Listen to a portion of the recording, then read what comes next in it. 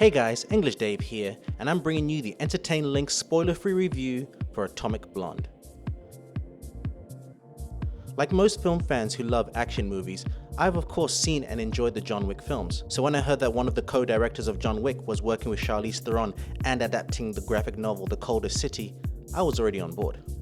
Agent Lorraine Broughton is equal parts spycraft, sensuality, and savagery, willing to deploy any of her skills to stay alive on an impossible mission. Sent alone into Berlin to retrieve a priceless dossier from within the destabilized city, she partners with embedded station chief David Percival to navigate her way through a deadly game of spies.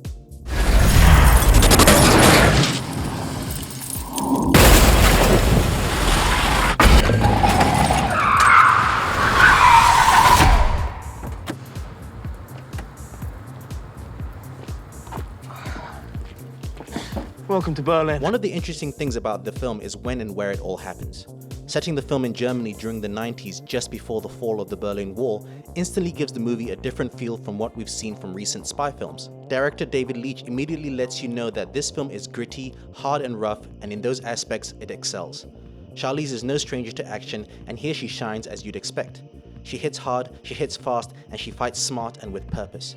She completely sells the character, and you can tell a lot of training time was done to make this film happen. Director David Leitch and his DP Jonathan Seller have crafted some fantastic action set pieces captured spectacularly with some of the best camera work I've ever seen in film. There's one set piece that's made to look like one long take, and it's just great to experience.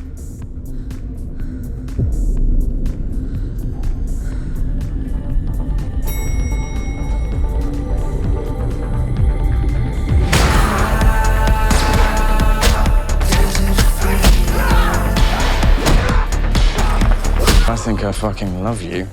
That's too bad. Fortunately, the film is completely bogged down by a nonsensical script. I saw the film a few weeks ago, and I still can't for the life of me tell you what it's about. All I remember is some contrived plot about retrieving a list with names of all the active spies, a plot we've seen in almost every major spy franchise from Bond, Bourne, and even Mission Impossible. It seems as if when coming up with the film, they thought of all the set pieces first, then decided they would figure out all the story elements later, and never did. Don't get me wrong, I don't expect much story from an action film, but movies like John Wick showed us that you could have a simple enough premise that would let you connect with the characters so you root for them as they fight towards their goal. This film has none of that. The fight scenes are hard and brutal, and you even see Lorraine struggle, but because you don't care about the plot or any of the characters, it loses a lot of the stakes. Another thing John Wick does better is craft an interesting world that the assassins live in. They don't tell us much details, but they give us just enough to hold our interest. There's nothing interesting in Atomic Blonde, and as visceral as the fight scenes are, they just look like any other badass fight scene we've seen from movies lately. There's nothing stylistically that sets them apart to the point that you end up paying more attention to the fantastic camera work than the actual fights themselves. And I won't lie, this gets me both excited and worried for Deadpool 2. That's the director's next project, stepping in for Tim Miller who did Deadpool 1. And while I'm convinced we'll get spectacular action, I'm hoping we get a decent story as well. Atomic Blonde is a movie with all the right ingredients except story and interesting characters, which makes it very frustrating to recommend. On the one hand, the action is great and captured superbly. On the other hand, the story and characters are bland. That wouldn't have been a problem if it wasn't for the fact that it's a film that actually thinks it has a compelling story, even throwing in a twist at the end that feels forced and doesn't do much. I'd say if you've seen everything else in theaters, you might want to catch a matinee of this just to check out the action. But to be honest, you won't be upset if you waited till it's available on Blu-ray or streaming to check it out. Thanks guys for listening. If you enjoyed this review, please subscribe, give us a thumbs up and share with your peeps. If you'd like to know our spoiler-filled thoughts on the movie, look out for our Atomic Blonde spoiler talk, which will be up Monday.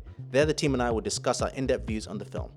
My name's English Dave, and this has been an Entertain Lynx spoiler-free review for Atomic Blonde. See ya.